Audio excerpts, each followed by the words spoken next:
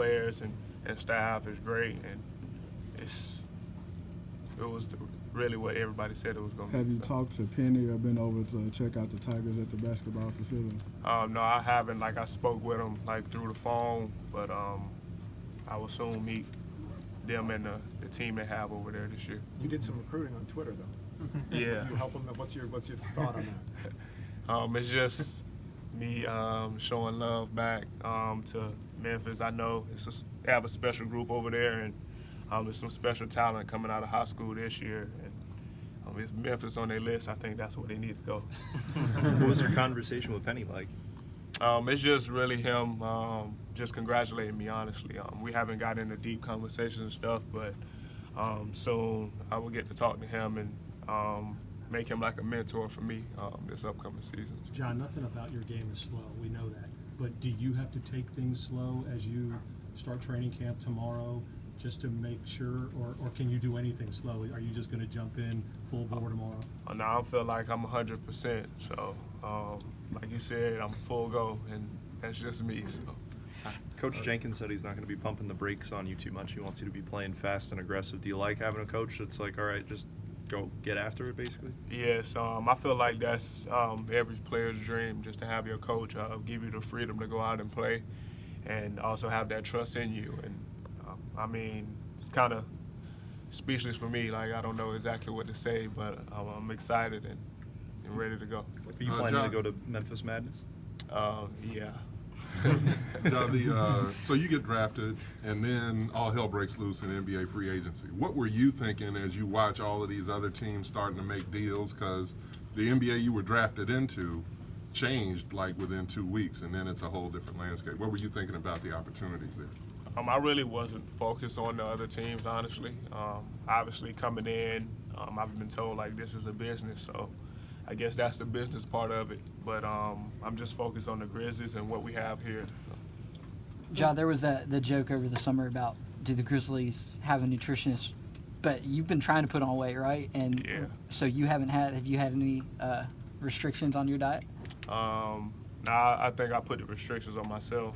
Kind of just trying to get my body right to play an 82-game season. I mean, that was the only food they had at the concession stand. So I had to eat. What is like the ideal weight in your mind to, once you're a veteran in the NBA? Like, what do you have goals in mind in terms of what you want to do with your body? I really don't have any goals. Honestly, I kind of feel like I'm fine. I'm able to finish, but I just know putting on weight and getting stronger won't hurt at all, and it'll allow me to be able to finish even better through contact and over people. So. When you got healthy, John, from an individual standpoint, what did you work on this summer at the transition? Were there some specific parts of your game that you wanted to get ready for next year? I really felt like I was ready. I mean, I work on everything. I'm not focused just on one thing. I feel like there's always room for improvement. So if it's shooting or finishing, different type of finishes is what I worked on. John, when you're taking over for a legend in this town, not only at his position, but really as kind of the future face of the franchise. You've mentioned Mike Conley in the past, and have you spoken to him, and what's your expectation about not only filling his shoes on the floor, but in the community as well? I haven't spoken to him, but I do feel like he's a great player and a legend here, and obviously just being a basketball fan and you watch what he did for Memphis is crazy, and I'm just excited to take the floor. I know I have some big shoes to fill, but I'm just ready to go out here and play with my teammates. Are you nervous at all about filling those shoes, or is it something that you think you can step right into and do? No, I'm not nervous. It's not my focus. I just really try to do whatever I can to help the team, and whatever it is that coach needs, I'm going to try to go out and do every night.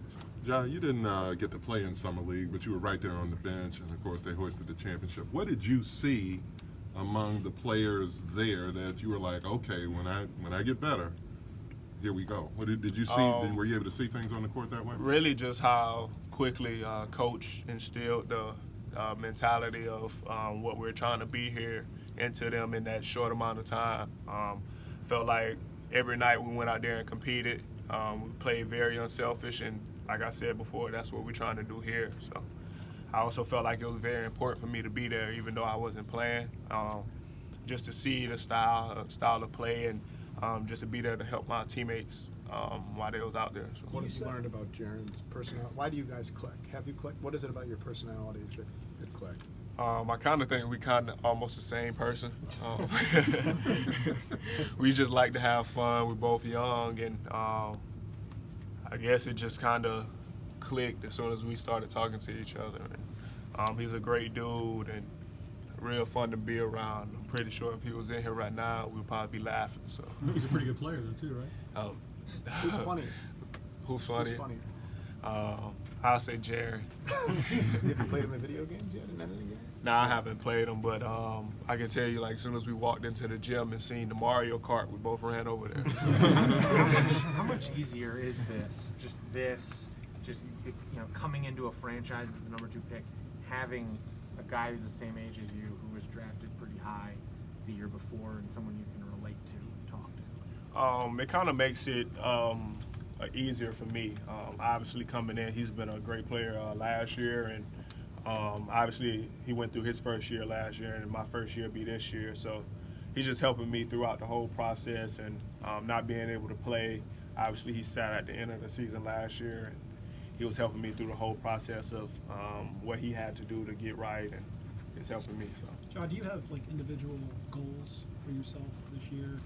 Maybe they're statistical, maybe they're otherwise. Do you have benchmarks for what you want to do? I really don't have too many goals. I really don't set them, but I feel like my number 1 goal this year is just to be better at the end of the year than I was at the start, and just do whatever I can, like I said before, to help my team win. So. Have you played with your character in NBA 2K yet? Yeah. Kind of beast on that joint. Yeah, I don't know if I want to speak on it too much because I can't even shoot. I don't get it, but it's Dunk on okay. everybody, though. Dunk on everybody. Yeah, I guess that's what they feel like the strong part of my game is. John, over the last few weeks, have you allowed yourself to kind of step back and realize how crazy this 3 or 4 year journey that you were on, from a guy that had to walk into a back gym just to be noticed, to then blowing up, and now you're the number 2 overall? How we talked about it here with you when you came to Memphis to be interested, but how has it been the last few days or few weeks to realize the position that you're in right now? These past 2 months, I got to sit back, obviously not being able to be on the floor. But at the start of Summer League, once I got to Summer League, just to see the environment and just have that wild moment of like, you really here. But I still have my same mindset that I'm not done yet. I feel like I still have a lot more to prove, and I'm going to continue to work. So. How big is that chip? You always talk about that chip that motivated you. Is that chip still pretty big? Yeah, it's always going to be there. Why is that? I mean, you're the number 2 pick in the draft. I mean, at the end of the day, I feel like it's still our daughters out here. But, I mean, it's not my focus. I really don't pay too much attention to it, but I feel like the chip on my shoulder would never leave because of what I've been through and what I had to do to get here. So. Are you feeling pressure being the cornerstone player to try to take this